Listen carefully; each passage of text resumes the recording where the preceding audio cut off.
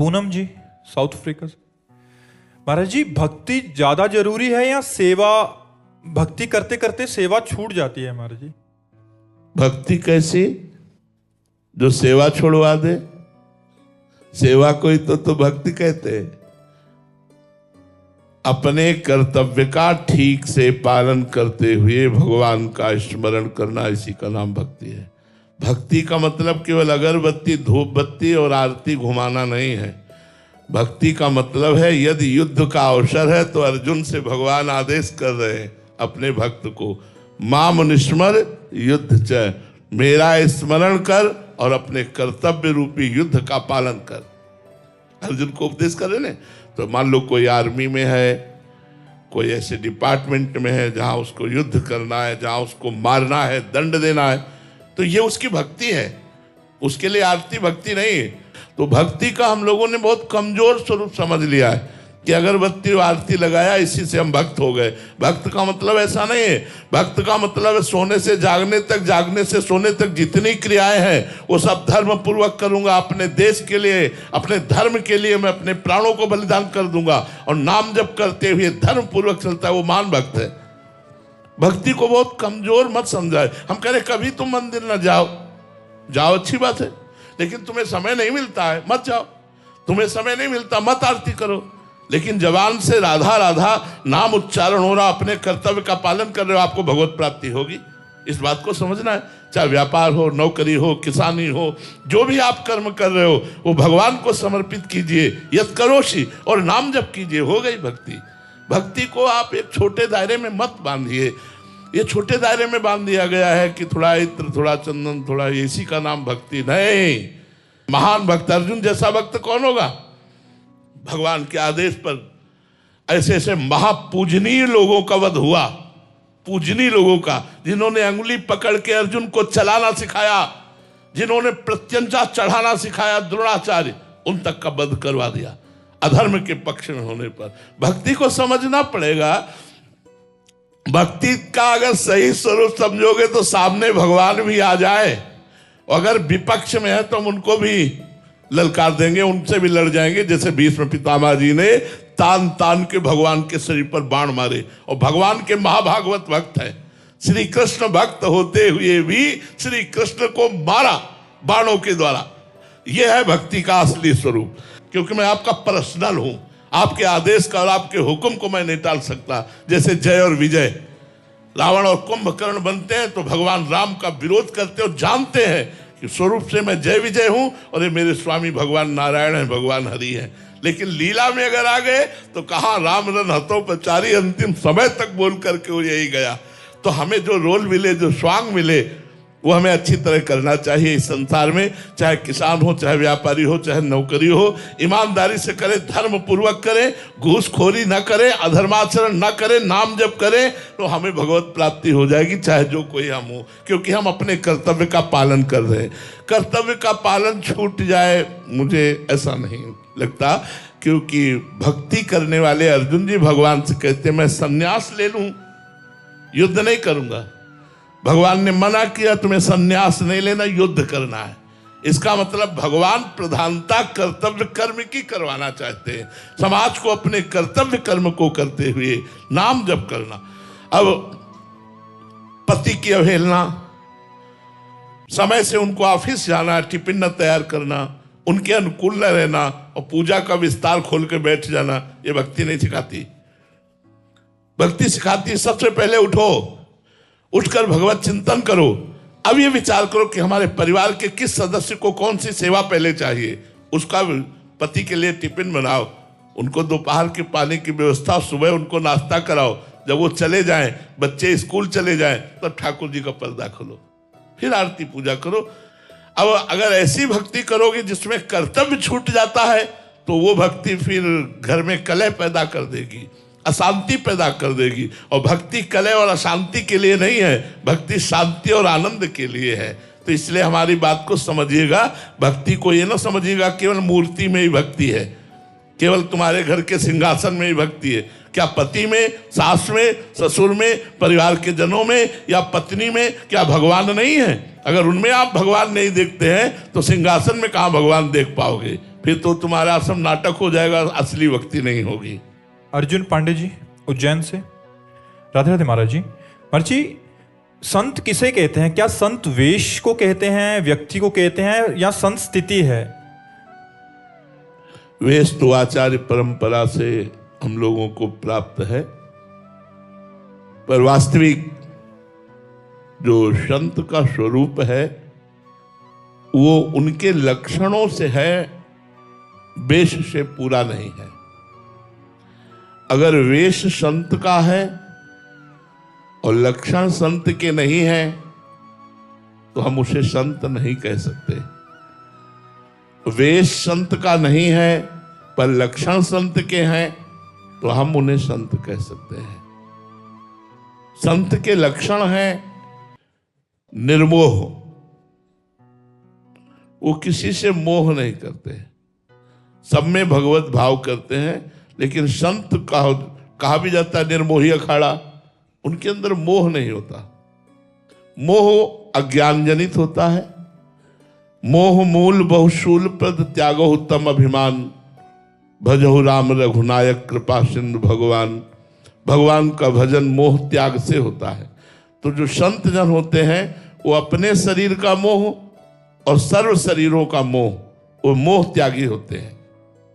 दूसरा, वो मान त्यागी होते हैं। उनमें किसी भी तरह के मान सम्मान की लालसा नहीं होती। मान सम्मान प्राप्त होने पर उन्हें न दुख होता है न सुख होता है। वो दोनों में समान भाव रहते हैं। अगर कोई अपमान करता है तो दुख नहीं होता, सम्मान करता है तो उन्हें सुख नहीं होता। और किसी भी कुसंग में उनके अंदर कुभाव नहीं आ सकता। जित संग दोषा होते हो, संग दोष का प्रभाव संतों के हृदय में नहीं होता। जो रहीम उत्तम प्रकृति का कर सकत कुसंग, चंदन विष व्यापत नहीं लपटे रहत भुजंग।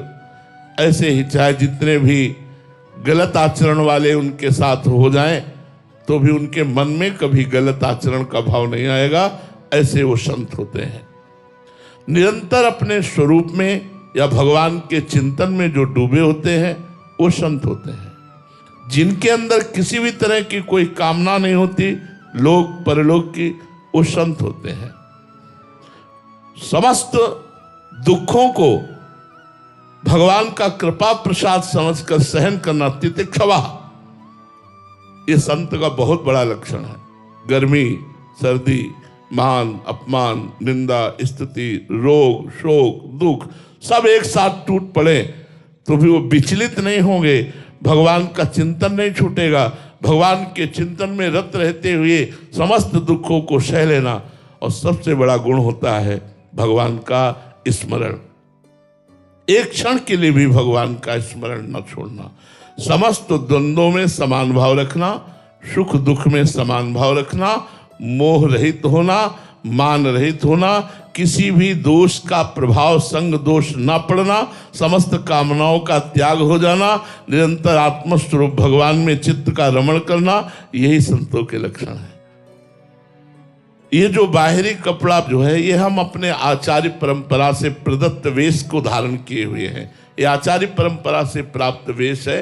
वेश और लक्षण दोनों हो तो भी क्या कहना हो तो महापुरुष है। लेकिन लक्षण है, वेश नहीं तो वो संत है, वेश है लक्षण नहीं तो वो संत नहीं है। तभी एक पद में भगवत रसिक जी ने लिखा है, वेशधारी हरि के उर शाले। वेश है पर लक्षण नहीं तो ऐसे आचरण करेंगे जिससे भगवान का नाम बदनाम होगा, भगवान को कष्ट होगा। इसलिए वेश की प्रधानता तब मानी गई है जब लक्षण उनमें विराजमान हो, भगवान नाम विराजमान हो, निरंतर साधुता के लक्षण हो। साधु गोस्वामी तुलसीदास जी कह रहे हैं, कभों कहो या रहानी रहोंगो, श्री रघुनाथ कृपालु कृपाते साधु स्वभाव गहोंगो। साधु स्वभाव, परुख बचन अति दुषा श्रवण सुनते पावक न दहोंगो। चाहे जितना कोई कड़ुआ भूल जाए, हृदय में हमारे कभी ताप नहीं पैदा होगा। उसे सहन कर लें, ये साधु हृदय होता है। परहित निरत निरंतर मन कर्म वचन नेम निभाओगे, मन से वचन से कर्म से दूसरों का हित करना, ये साधु का स्वभाव होता है।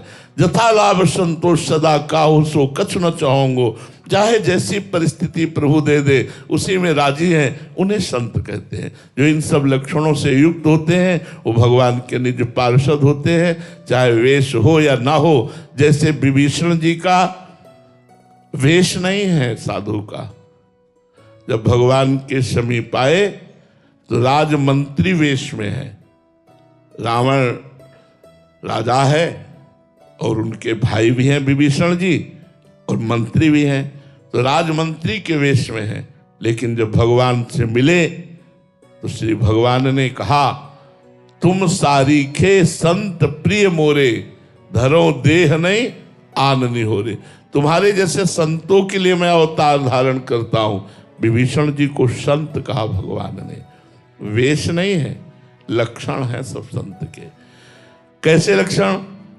जैसे रावण ने जब विभीषण जी ने हाथ जोड़कर कहा कि सिया जी को वापस कर दो, आप भारी अपराध कर रहे हो, इससे भगवान बड़े कृपालु हैं, आपके सारे अपराध क्षमा करके आपको गले से लगा लेंगे। एक लात मारी। फिर भी विभीषण जी ने हाथ जोड़कर कहा, तुम पितु सरिस भले ही मोहि मारा, राम भजे हित नाथ तुम्हारा। हे नाथ, तुम तो पिता के समान हो, भले लात मारी, लेकिन आपका मंगल होगा भगवान का भजन करने में। तो इस आचरण को देख करके भगवान शंकर कैलाश से बोल उठे, उमा संत कही है बड़ाई, मंद करत जो करे। देखो विभीषण संत है, रावण मंद कर रहा है और ये भलाई कर रहे हैं। करत मंद जो करे भलाई, उमा संत कही है बड़ाई। तो शास्त्रों में संत के लक्षणों से संत कहा गया है। तो वेश मात्र को हम इसलिए प्रणाम करते हैं कि आचार्यों द्वारा प्रदत्त वेश है। अगर हम उनमें गुण दोष देखने लगेंगे तो अपराध की भावना बनेगी। संत तो सब भगवंत से भी अधिक है, ऐसी हमारी भावना रहनी चाहिए। सातों सब महिमय जग देखा, मोते अधिक संत कर लेखा। पर लक्षणों पर विशेष शास्त्र ने ध्यान दिया है। लक्षण है तो विशेष महापुरुष है, वो संत है। सविता बत्रा जी दिल्ली से। राधे राधे महाराज जी।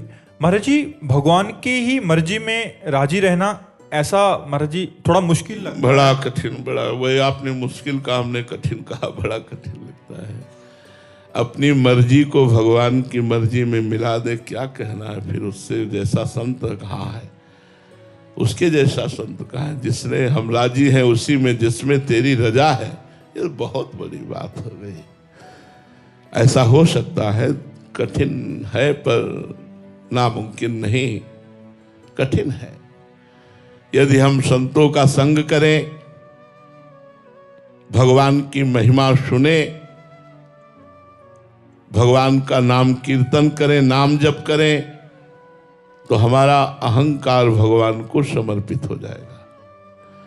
ये अहंकार ही बाधा है भगवत इच्छा के विरुद्ध चलने की प्रेरणा, और भगवत इच्छा को अपने विरुद्ध मानना, ये अहंकार की चाल है। ध्यान से शब्दों को सुनना।